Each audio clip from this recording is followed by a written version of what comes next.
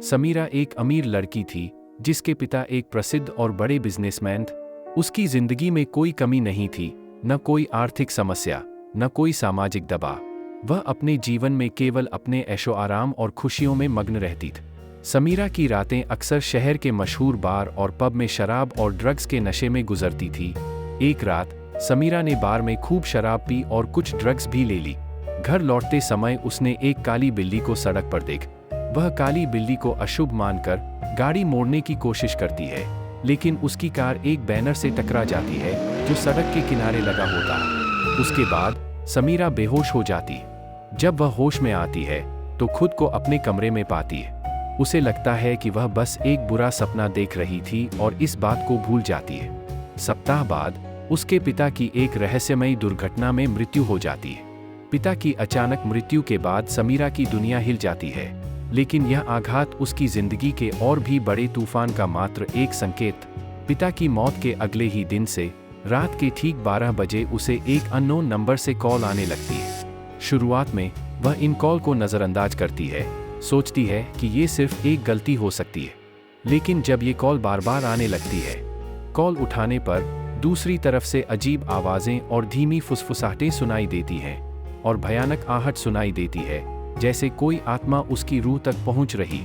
डर के मारे वह तुरंत कॉल काट देती है, लेकिन जैसे ही वह सांस लेने की कोशिश करती है, फोन की घंटी और भी जोर से बजने लगती है। घबराई हुई वह कांपते हाथों से दोबारा कॉल उठाती है। इस बार दूसरी तरफ से आत्मा का क्रोध स्पष्ट रूप से महसूस होता है। आत्मा गुस्से में उसे अपने कातिल को खोजने और न्याय दिलाने की मांग करती है।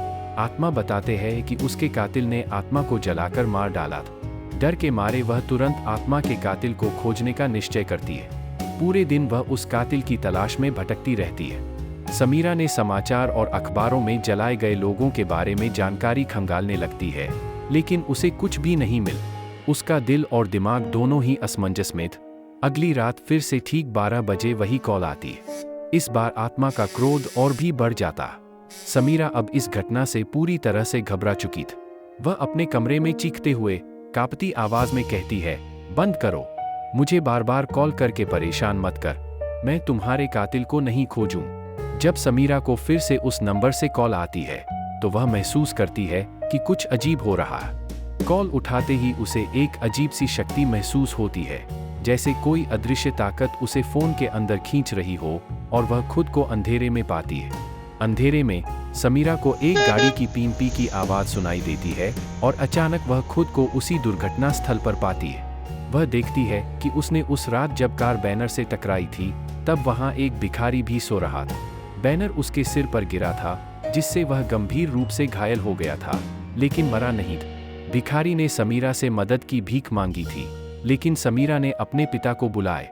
समीरा के पिता ने अपनी प्रतिष्ठा को बचाने के लिए उस भिखारी को जिंदा नहीं छोड़। भिखारी की आखिरी इच्छा थी कि वह जिंदा रहे और उसकी जान बचाई जाए, लेकिन उसके पिता ने उसे मार डाल। समीरा अपने पिता की मदद करती है। उन्होंने भिखारी के शव को रात 12 बजे जलाते हैं, लेकिन ड्रग्स के प्रभाव में होने के कारण उसे उस रात की घटनाओं की पूरी तरह से याद नहीं रहती। समीरा के सामने भिखारी की आत्मा प्रकट होती है। वह समीरा से कहता है, तुम लोगों के लिए तुम्हारी प्रतिष्ठा हमारे जीवन से भी ज्यादा महत्वपूर्ण थी। तुमने हमारी जिंदगी की कोई कदर नहीं की और आज तुम मेरी सच्चाई से भाग नहीं सकते। भिखारी की आत्मा की यह बातें सुनकर समीरा रो पड़ती है। समीरा ने भिखारी से माफी मांगी, लेकिन उसने माफ नहीं किए।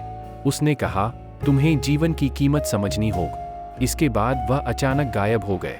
हर रात ठीक 12 बजे समीरा को भिखारी की स्थिति में बदल दिया जाता है और उसे वही भयानक हादसा फिर से जीना पड़ता है। वह दर्द और पीड़ा जो भिखारी ने मौत से पहले सहा था, वह बार बार उस दुर्घटना के दृश्य को जीती है और उसकी पीड़ा को अपनी आत्मा में महसूस करती है। समीरा फूट फूट कर रोती है।